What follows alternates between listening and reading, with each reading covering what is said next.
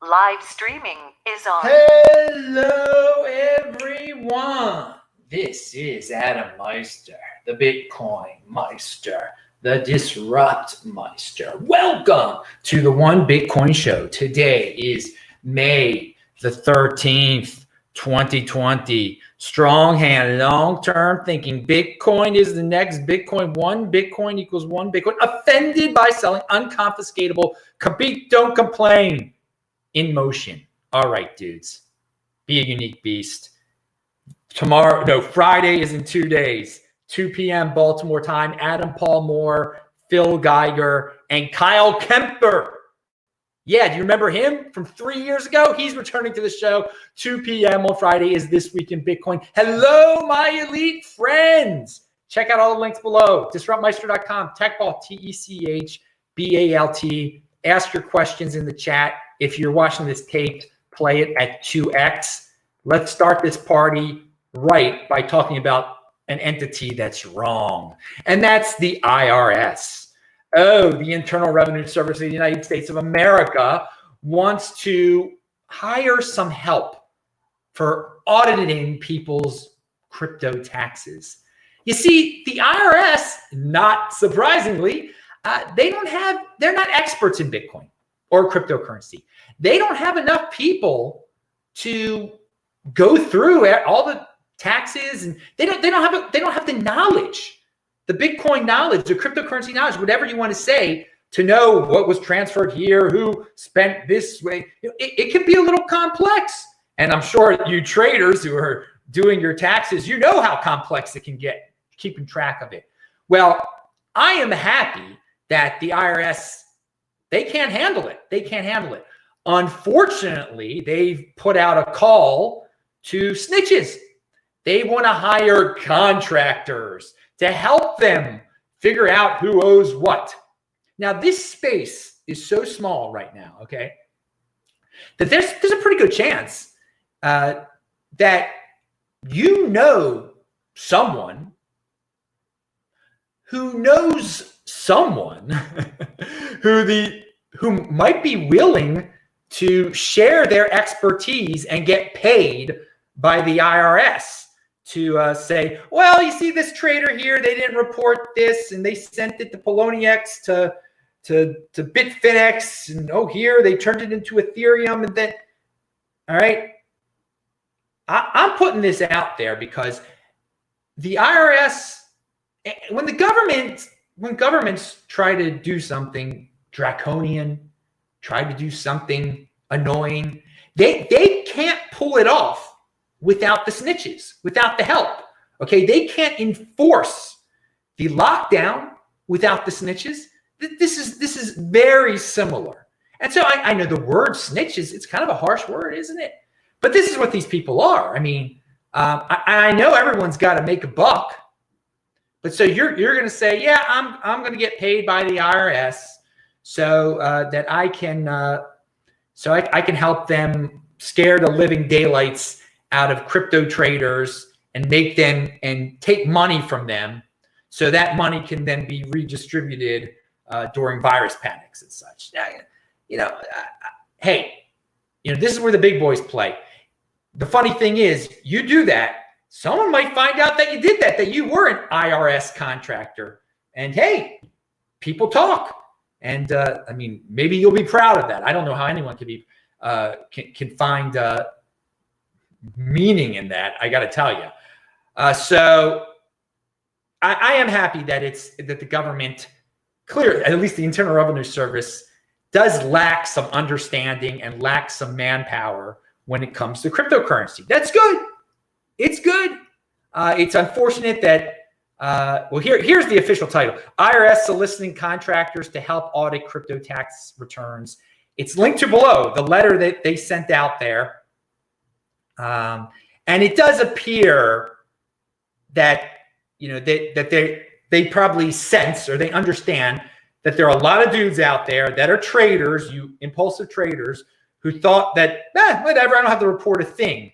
And they really want to hit these guys hard because these are big fish. It's really unfortunate that people, traders don't understand that short-term capital gains, and that this if they're going back and forth, if they're playing in the fiat realm, they're playing in this disgusting world of snitches and the IRS and everything. So IRS trying to make an example of the traders out there, most likely, and there are plenty of them to find. So you don't want to be that sore thumb that sticks out in trader land. So try to do something, try to report something there, okay? But I've got a feeling there are plenty of traders didn't report a darn thing, and the IRS has lists of them, and they want these snitches to help them, wrap it all up in a nice bow and explain it all so that they can make their case and extract the money from them. So, okay. All right. Pound that like button. I'm just seeing if I skipped anything in that little rant of mine. Oh, God. Okay. So I do not support, of course I don't support taxes on a cryptocurrency trader. I'm not a cryptocurrency trader, but I just buy Bitcoin. I still think it's ridiculous. I don't support taxes on anything out there. I mean, look where all the money goes. Look what a great job the federal government is doing financially right now. So that beast shouldn't be funded in any way. But that's the law of the land right now. But I don't support it at all. And so I'm trying to cut it off early and just calling out these snitches, because I know without these snitches, they're not going to be able to have their fun in the cryptocurrency land. They're going to actually have to learn about it. And a lot of the people at the IRS, I mean, they're like the people at the DMV. They're not going to learn. They don't have the what it takes to understand cryptocurrency and Bitcoin. All right, S&P correlation. Lately, the S&P 500 has been correlated to Bitcoin, which has surprised people.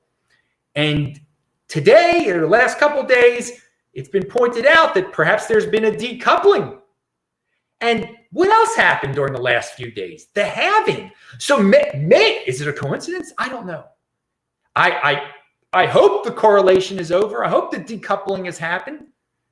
I think Bitcoin is an uncorrelated asset class. And perhaps the halving has changed the sentiment out there, and people aren't just blindly going with the flow of the. I mean, some could say, well, Bitcoin was correlated to the S&P 500 because many of the people that dump and buy and play around with Bitcoin, if it was a good day with the S&P, if they were feeling good, they'd buy the S&P 500, they'd buy Bitcoin. If they're feeling bad, they would sell them both. And whatever was going on in the world influenced their feelings. And now they've broken away from the virus news. They're still the mainstream news is still affecting the S&P 500. The mainstream information out there, as insane as it is, still affects the S&P 500. But perhaps Bitcoin, now that the halving has happened, people are just like, I'm in halving heaven with the Bitcoin. I'm not deal. If I sell the Bitcoin, I'm not selling the S&P 500 also. Who knows what it is? They could just become correlated again also. Maybe it's wishful thinking on my part, that hypothesis that the halving has triggered some type of sentiment disconnect, sentiment realignment there. All right, before we talk about Francis, the great Francis, who's been on my show many times, a great French Canadian up in Montreal. Let me just read this comment from Roman Q. We are one day closer to the 2024 halving. We're also one day closer to an all-time high. And the end of the IRS. Strong hands will outlive the IRS. Strong hands will outlive the IRS. I got to tell you, we are one day closer to the end of the world too. So there's a lot of things we're one day closer to. I wouldn't hold my breath on the IRS going away. The snitches aren't going away. The bootlickers aren't going away. The government dependents aren't going away. So there's quite a market for IRS out there. Okay. Now, that being said, if you don't want to, play in the Bitcoin realm, you don't have to play in the fiat realm. How about that?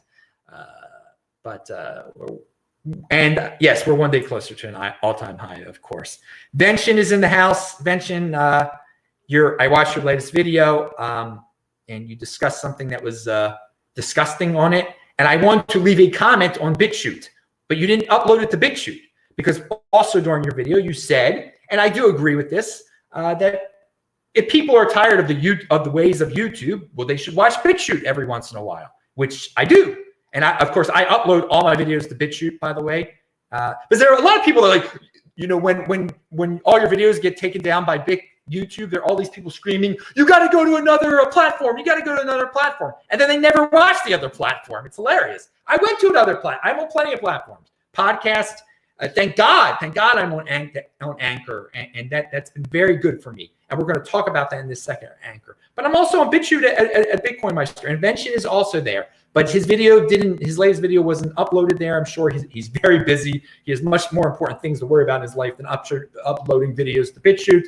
I hope you're feeling better. I hope you feel great. I hope it's over with soon, your issue, and that you can go and get a PET scan. I know many of the states are opening up that are allowing medical facilities to cater to everyone, not just people with some virus. Okie dokie. Let's talk. Francis in Montreal was having a halving party with his friend in a park in Montreal. I mean, they were hanging out in a park, and all these cops came, and he has pictures of it. Okay, obviously they weren't doing the social distancing thing. So in Montreal, the second largest city in Canada, such a progressive, modern, beautiful city with all these Frenchmen, so sophisticated. The cops come to break up a party of two guys hanging out in a park. It's ridiculous how far the bootlicking has gone and the authoritarianism has gone. And it's funny, in the thread where Francis shows these photos that he took of cops raiding, they're Canadian police, I guess, Mounties harassing him and his friend. There's someone in the thread that just says, stay home. And Francis just rips on the guy and calls him a bootlicker, rightfully so. I can't believe people are still saying, stay home, stay home. Grown men, supposed grown men, stay home. They don't. What difference does it make if two dudes are hanging out in a park? That's not hurting anyone. We've lost touch with reality. So many feminized guys out there. It's disgusting. The bootlicking. All right, but we're gonna move on here. Yeah. I live there too. It's fascist now. Of course it's fascist now. It's fascist everywhere. It's so fascist everywhere. But all of us just going out and hanging out in the park with our friends. We're doing our part. And making videos like this, we're doing our part. And there are plenty of people who are very, very, very frustrated with this. And again, without the bootlickers, without the tattletales out there, the snitches, they can't even, the government cannot maintain this at all. And they're hardly maintaining it. I mean, my life hasn't changed at all. All right, so let's move to the rest of the video here. What else do I have to talk about? So Francis, you can see the picture. It's linked to below. So let's talk about 80%ers here. People who are bootlickers. Probably a lot of them follow this Phan woman.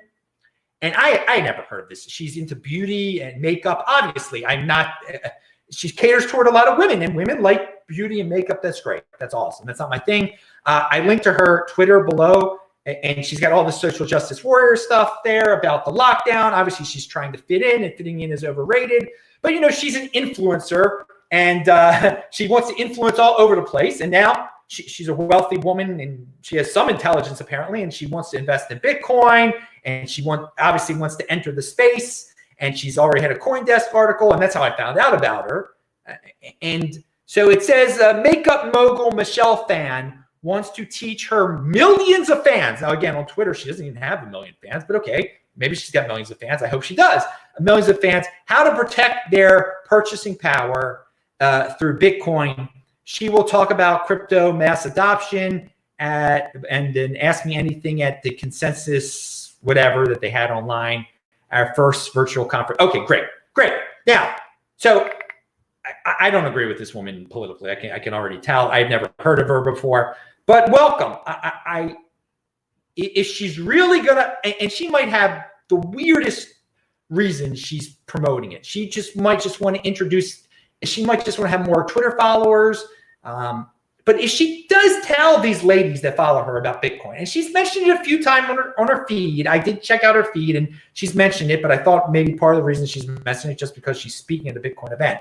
But she's obviously good with marketing. She's getting her name out there in the Bitcoin space. What I hope is that she gets Bitcoin out there to her people, her ladies that like makeup and everything like that. And a lot of you say, well, what ladies and makeup? That's totally not Bitcoin. It isn't. No, it's not. But what really is Bitcoin? We're not here to. We can't really. That's the beauty of Bitcoin. Anyone can define Bitcoin any way they want to. If she wants to define it as virtue signaling and bootlicking and fitting in and selling makeup and looking beautiful, great. She can do that because I'm not aligned with that at all. But if those people buy Bitcoin, it helps me. It helps me. It spreads the word. The more people that find out about Bitcoin. So you go, girl, Michelle Phan, whoever you are. And she might be quite reasonable. I mean, who knows? But it's, her just scanning her Twitter feed, there was some stuff in there. Just with the food shortages and feeling bad and wearing the masks, et cetera, et cetera. Okay, so moving on, Michelle Phan. I guess you'll hear more about her from the 80%er media, crypto media, but she can help in the long run. Don't let it distract you. I just wanted to give my take on it. And yes, I'm proud that I never heard of this woman before. Yeah, and I ordered my new laptop, people. It's ordered. I will have a new laptop when June comes around. I will have a new laptop. It's been ordered. It's been paid for. I did it last night. So that should who knows? Maybe that'll improve some things around here. You never know. Might give me some more ideas, more filming locate. Who knows what it might bring? But I need a new laptop. I've had this one since the start of 2017, believe it or not. It will be lighter too. It'll be easier to carry around. It's a better laptop. I spent a little bit more than I usually do. I can afford to do that. Yet I don't, but I should, and I did on that. That was something that I should spend a little bit more money on, and I did. So you'll be happy, people. Adam spent a little money. All right, yeah. So I want to say something about yesterday's show. It would not process properly for the longest of time. So I had to get the audio podcast up in audio podcast land. I had to do it a really weird way, and the audio quality was bad. So I apologize to my podcast people. I put up a better version of it. So sportsmeister.com, you can hear yesterday's show, a better quality version of it. If you thought yesterday sounded horrible on the audio, and you have a good point there because it probably did. And eventually my video about, I guess, 10 hours ago now, it did come up on YouTube properly. You know what's amazing about YouTube? It's part of Google, which is such a smart company, apparently. Since 2017, most things have improved in life that involve technology. And those of us who make videos on YouTube, I think we all can agree that on the back end, it has gotten worse since 2017. They've gone backward in terms of the quality of uploading a video, how easy it is, the pain in the butt that it's become.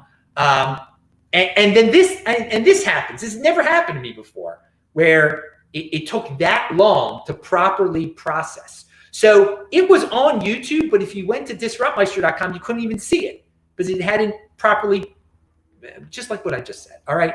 So yeah, it is amazing. And YouTube is more popular than ever, more popular than 2017. And on the back end, at least, it's gotten worse. It's gotten noticeably worse. They've not made things easier, and it's just doesn't work as well on the back end. Again, if you make videos like I do, you know what I'm talking about. So, all right. So yeah, most services have improved since 2017, not YouTube. And RIP capitalism, rest in peace capitalism, is trending on Twitter, because on Twitter, some of the lowest things imaginable trend on there, the most mindless things imaginable. So people are talking, they want capitalism to end. They're very happy. They think capitalism, and here's what the best tweet from that thread. I checked it out. I saw it trending and it intrigued me. I got caught by it there. I can't ignore all the nonsense that's there, but I gained something from it. And these people are envious, so envious that are using this hashtag. Most of them are, but it gets hijacked. And this one guy said, rest in peace, capitalism is being tweeted from people's $1,000 iPhones. And yes, that is quite ironic that these envious people who do not understand capitalism clearly from their $1,000 iPhone are saying they wish capitalism was dead. And they don't understand that the government could not produce something like that. Without capitalism, you would not have something as awesome as a $1,000 iPhone. And of course, I do not own a $1,000 iPhone. I don't own a phone at all. Pound that like button. Now, and so be in motion. These people are so envious. They should be appreciative of capitalism. And they should be in motion within capitalism. But instead, they're trying to rip, they're destroying. I've always said, I admire people who produce. There are people who wanted to destroy altcoins. Go produce. I'm not into tearing down. I'm into people building things up. So that's all about tearing down over there. Rest in peace, capitalism. Tear down the whole system. Take away people's wealth. Take away, they complain. It's horrible that Jeff Bezos will become the first trillionaire ever. Little do they know, it might be the Winklevi brothers. That would be awesome. That would help the Bitcoiners. Pound that like button. But what's wrong with striving to become the first trillionaire ever? The system is so corrupt that a man can become the first trillionaire ever. Okay. Enjoy your $1,000 iPhone. You're living in such a time of abundance, and despite the ridiculous government overreach and the virus panic, it's still insane abundance here in the United States of America, the richest, most powerful country in the history of mankind, where you can cry on your $1,000 iPhone about how poor you are. Now, finally, Carl Denninger. Well, wait, let me see if there were. Roman Q said something else here. Let me share his. This will be the last comment I share. So he said, "Do you think that holding Bitcoin changes people?" I think it can. Yeah, it will be interesting to see if Michelle's 80% of views change as she holds. Well, I don't know if her views will change, but it does change some people.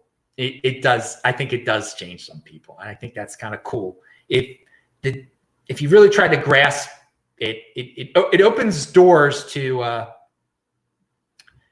different ways of thinking that you may have never considered before. There might be some people that just got into Bitcoin because they were impulsive traders, and then they're like, well, wait a second. If I hold this instead of $1, I can buy a better Lamborghini in 5 years. And then that kind of takes them to a place of, well, why are all these people so wasteful? And what about all this money printing? And what about libertarianism? And what about get the government out of, why did I ever care about politics? It can change a person. I don't think someone like her who is into being an influencer in social media, she might actually learn. She might actually already know, that the Bitcoin and the thinking around Bitcoin is the best way of thinking, better than the virtue signaling. But she understands in order for her to, she cares so much about her image, she has to fit in.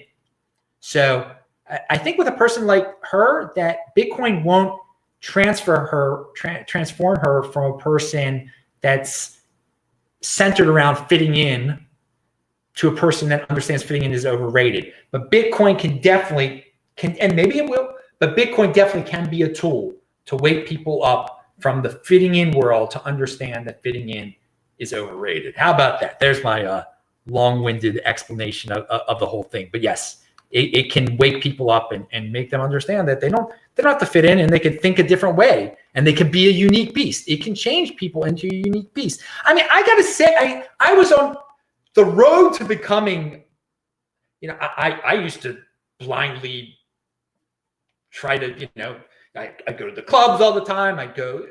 I was always sort of a unique beast, but in terms of, I was shocked when I never thought like Doug Casey did. I didn't know what anarchy was and really know what libertarianism was. And that is what led me to Bitcoin back, in 2000, when I started learning about Doug Casey and all those dudes in 2009, and led me to Bitcoin in 2011. But I can see how the reverse can happen, that you could be led to those guys through Bitcoin. But my mind was already changing before Bitcoin, and maybe Bitcoin helped speed it up even more. But really, by the time I bought those first 2 Bitcoin in 2013, financially speaking, I was not a fitting in guy anymore. I mean, I was getting ready to sell that darn house at that point. Okay. But now, my whole thing is fitting in is totally overrated. And when I see, I'm almost want to vomit when I see these mindless drones out there that are so into fitting in and just like must buy a house because CNBC said buy a house, buying a house, best financial investment, must buy 2 cars, must do this. Okay, and so we got distracted there. We got a little bit beyond Bitcoin. So we'll leave it with a beyond Bitcoin thing here. Remember, click on the squares at the end. It'll take you to a recent show of mine. Carl Denninger of The Market Ticker, who has been right about the virus all along. He says, to heck with the governors and their scolds. If you wish to hide under your desk as a coward, be my guest. I refuse. And I will patronize those businesses who also refuse. Now, that is really important there. I will patronize them doubly. And if a tip-based business will tip at double my usual rate, if they tell the governors to go eat Chinese bats and open their bars and other establishments at full capacity. So Carl Denninger is saying that if you got a business out there and you don't care what the government says for you to do, and you tell the government to go eat bats, that you're not going to, even if they say, well, you can open your business at half capacity, if you do it at full capacity, he is going to support your business. And I think there are a lot of people out there who want to support the people who stand up to the government, who are not towing the company line, who are defiant. We talked about the other day in Colorado, I believe I talked about it the other day in Colorado, a business open that wasn't, a restaurant open that wasn't supposed to open on Mother's Day. And it was the most crowded Mother's Day they ever had. Okay. So there are people who are just like Carl Denninger who have and Carl's a wealthy guy, who will spend double, go out of their way to tip double, to spend double, just so please, if you are a business, they cannot shut down all the businesses. As Yaron Brook mentioned, if all the businesses just opened and wrote letters to the government saying, we're opening, your rules are unconstitutional, we will sue you if you shut us down, they couldn't stop it. So the consumer plays a role in this, the producer plays a role in this. Just do not be defiant. Do not be compliant, excuse me. Adam got confused. Be defiant. Defiance over compliance. Just keep that in your head in everything you do outside. Hey, it's things are changing for the better in terms of getting rid of the lockdowns and stuff. I'm going to be able to get my hair cut in Maryland, by the way. They're allowed now. The morbidly obese governor of Maryland has, as of I think this coming Friday, is lifting some restrictions. And one of them is on places to get your hair cut. And so when I'm home in Baltimore, June 1st and 2nd and 3rd, I'm going to get my hair cut at my usual place, finally. Pound that like button. I'm Adam Meister, Bitcoin Meister, Disrupt Meister. Remember, subscribe to the channel, like this video, share this video. Check out all the links below. Follow me on Twitter, TechBalk. Hopefully it'll be back or even earlier tomorrow. I'll say hi to you guys in the